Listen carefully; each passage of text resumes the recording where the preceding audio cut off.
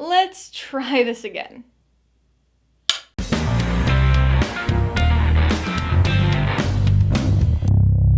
Hey everybody, welcome to Mainly Movies, and Happy New Year! Since today's the first day of 2021, it seemed like the perfect time to talk about my 21 most anticipated movies of the year. Hopefully. If you're new here, please consider subscribing for a variety of movie-related content like reviews, ranked lists, and trailer reactions. So, last year was the first time I did an anticipated movies list, and for obvious reasons, there's gonna be quite a bit of overlap between last year's list and this year's. Hopefully, all of the movies actually come out this year, but I'll add the disclaimer here that these are my most anticipated movies that have scheduled 2021 release dates as of today, January 1st. As with last year, I'm not going to try to rank my anticipation, so these are just going to be presented in current order of US release date. Remember, these are just my personal anticipated movies, and I imagine your list might look a bit different, so be sure to post your own most anticipated movies of 2021 in the comments below. Kicking things off with a March 5th release date, we've got Coming to America, starring Eddie Murphy, Arsenio Hall, and Jermaine Fowler, and directed by Craig Brewer. This is the extremely belated sequel to the 1988 comedy classic of the same name, just without the number substitution. This was a movie that was on my list last year, since it originally had a December release date, but it's been pushed back to a new March date, and has been transitioned to Prime Video rather than theaters. Coming to America, the one without the number, is one of my all-time favorite movies, so I'm looking forward to this one. It's definitely not a story that needed a sequel, and I'm not anticipating anything amazing, but I am curious to see what they do with it. The first trailer was released not too long ago, and it looks promisingly similar to the original, with the humor at least. That, combined with the abundance of returning cast members, should make for a fun time. Next up is Matthew Vaughn's The King's Man on March 12th. This movie serves as a prequel to the Kingsman series and stars Ralph Fiennes, Harris Dickinson, and Gemma Arterton. Even before last year's widespread film delays, this movie was a long time coming. It was originally supposed to be released in the fall of 2019, before getting pushed to February and then September of 2020, before the year had even begun. Another delays landed this prequel in early 2021, but I wouldn't be surprised if this one ends up getting pushed again. In spite of the delays and the announcement of more eggsy Kingsman sequels, I'm still interested in this one. I think I'll probably end up liking the true sequels a bit better, but Kingsman as a series has some interesting world building, and I wouldn't mind seeing the start of it all. It's a period piece, and the characters may be new, but Vaughn's style appears to remain intact, and this seems like it's going to be another good and bloody action comedy. Moving into April, we've got No Time to Die, directed by Cary Fukunaga and releasing on April 2nd. It stars Daniel Craig, Rami Malek, and Léa Seydoux, and is the 25th Bond film in the Eon-produced franchise.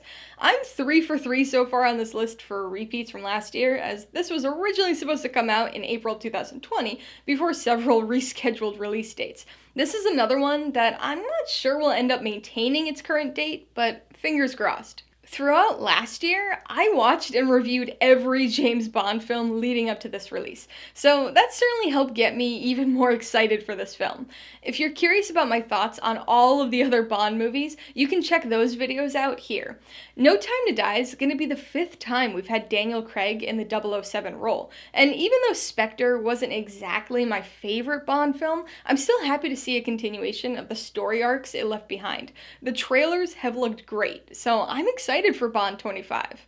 Next up, we've got yet another 2020 migrant, Bios, directed by Michael Sapochnik. It's supposed to finally be headed our way on April 16th, and stars Tom Hanks and Caleb Landry Jones. Despite blowing past the original release date, this movie's still a bit of a mystery. We haven't gotten any trailers, and frankly, I haven't heard anybody say much of anything about this one.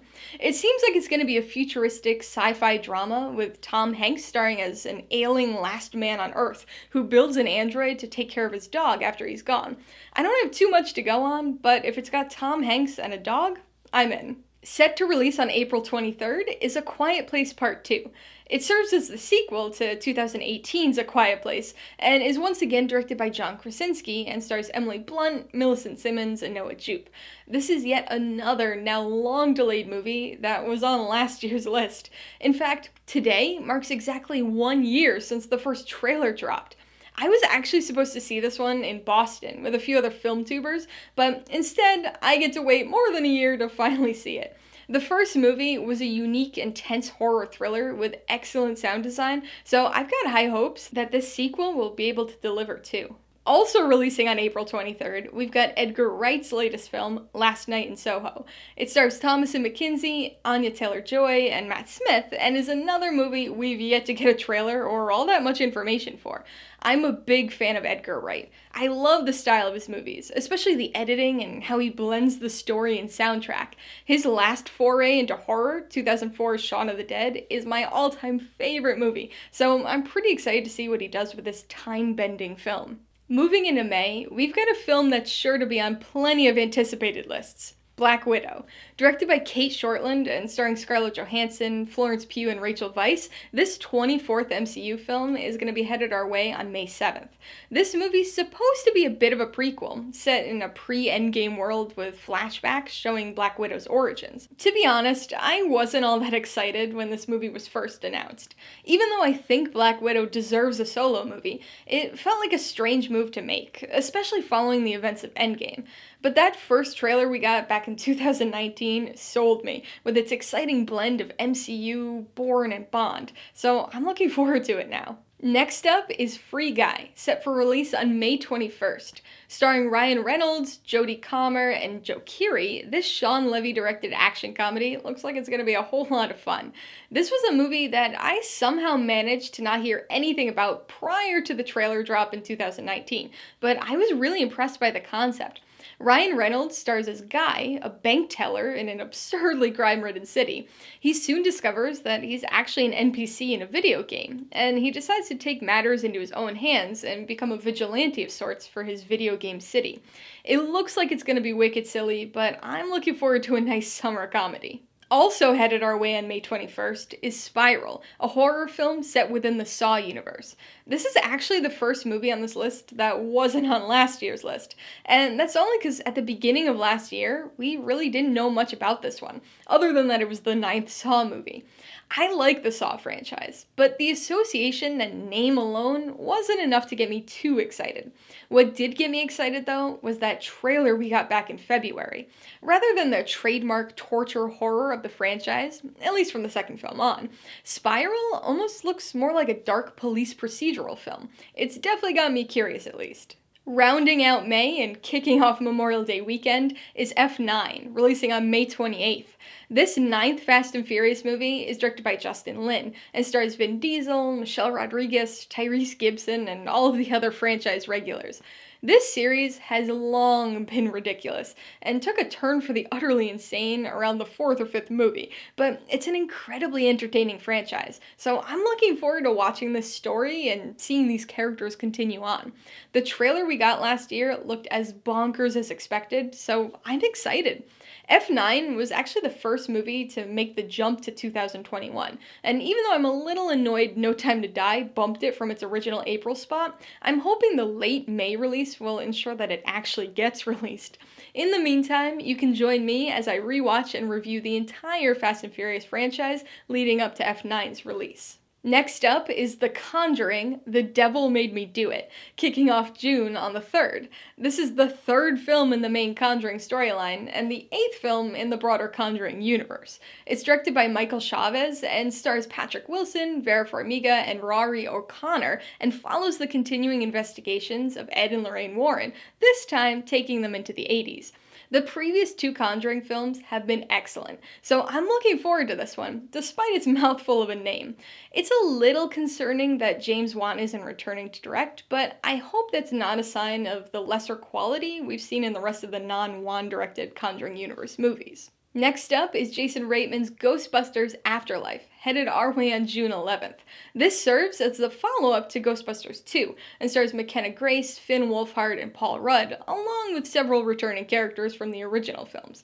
In this movie, 2 kids discover an unexpected connection to the long-disbanded Ghostbusters, and take up the mantle to help protect their town from a ghostly threat. After the lackluster 2016 reboot, I think most people weren't exactly dying for more Ghostbusters, myself included. But that first trailer surprised the hell out of me, and looks like a good balance between horror and comedy. It also seems like an interesting story continuation from the original films, so I'm curious to see how it turns out. Closing out June is Pixar's Luca, which is surprisingly my only anticipated animated film of 2021. It's set to release on June 18th and is directed by Enrico Casarosa. Information about this one is still pretty minimal, but it's an original non-sequel Pixar, so you know it's gonna be good. It's supposed to be about a magical seaside summer in Italy for a boy named Luca, but knowing Pixar, there's gonna be a bit of a twist and a whole lot of heart. Next up is Space Jam: A New Legacy, directed by Malcolm D. Lee. Releasing on July 16th, it serves as a sequel to 1996's Space Jam and stars LeBron James and the Looney Tunes in a part live-action, part animated, basketball-based adventure comedy. I really enjoy the original Space Jam, as ridiculous and odd as it was, and while I'm sure this randomly belated sequel won't live up to the original, I'm curious to see where it goes. We haven't gotten a trailer yet, but it seems like LeBron and the Toon Squad are going to be playing basketball in some sort of tech-based digital setting. Seems a bit odd, but then again, they played against aliens in the last movie, so I think it's safe to say that logic's off the table for this franchise. Closing out July is The Tomorrow War, scheduled for release on July 23rd. It's directed by Chris McKay and stars Chris Pratt, J.K. Simmons, and Yvonne Strahovski. Even though this was originally slated for a December 2020 release, details on this one are a little sketchy, and we still haven't gotten a trailer for it yet.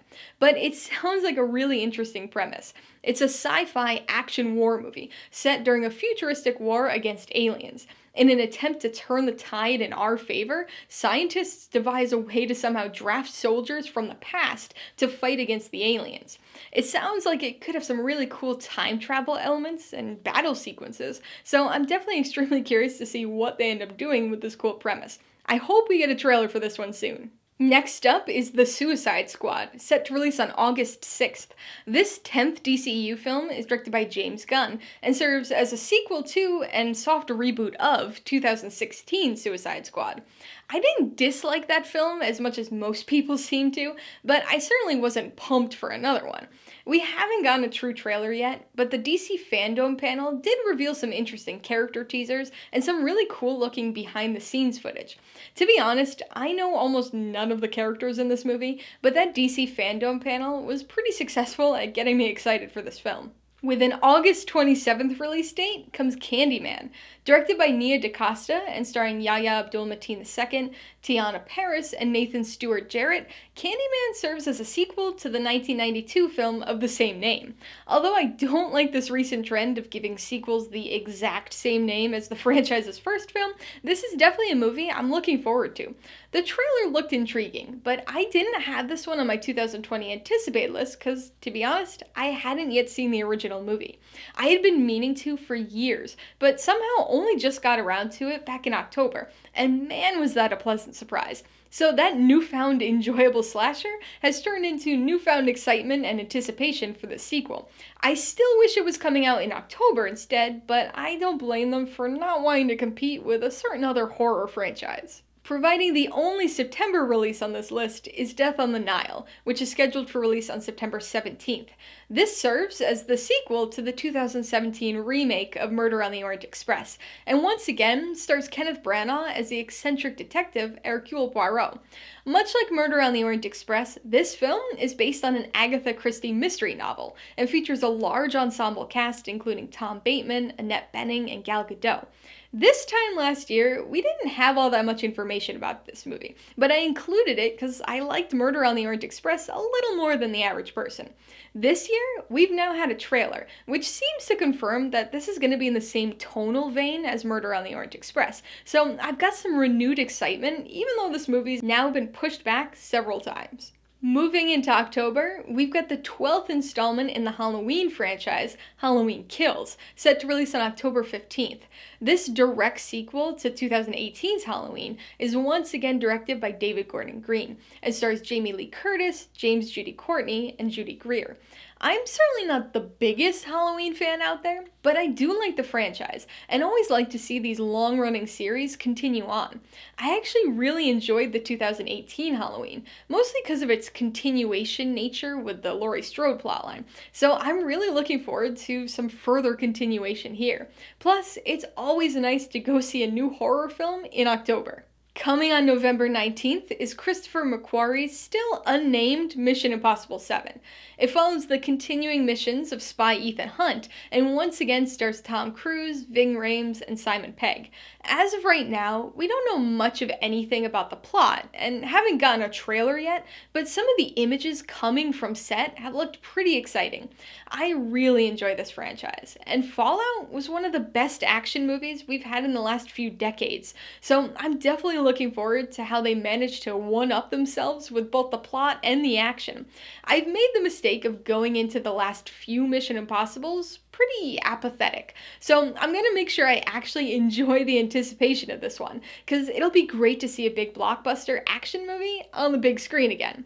Hopefully. And my 21st anticipated movie of 2021 is the as of yet unnamed Spider-Man 3, slated for release on December 17th. It's once again directed by John Watts and stars Tom Holland, Zendaya, and Jacob Batalon. This is the follow-up to 2019's Spider-Man Far From Home, and will be the 27th MCU film and the third in their series of Spider-Man movies. I've really enjoyed the other two movies, so I was already looking forward to this follow-up, especially after the cliffhanger Far From Home left us with. But with the casting announcements and rumored casting announcements, I've been pretty excited about the prospect of the multiverse. The Far From Home trailer duped us with that too, though, so I'm not getting my hopes too high for that plotline, but it would be pretty cool to see it play out, and a fun way to tie together all of the Spider-Man movies we've gotten over the years. So there you have it, 21 for 21. My 21 most anticipated movies of 2021, subject to, and honestly likely to, change, as I'm sure we're going to see more delays for another few months at least.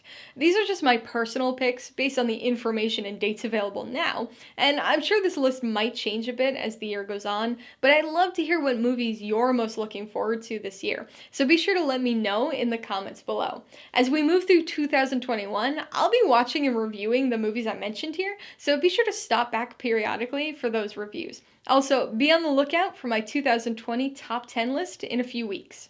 Alright, so if you got some enjoyment, insider information out of this anticipation list, I'd appreciate if you'd hit that like button. And if you haven't done so already, please hit subscribe while you're at it to see more videos like this, as well as movie reviews. Till next time, this has been Alyssa with Mainly Movies, the way life should be.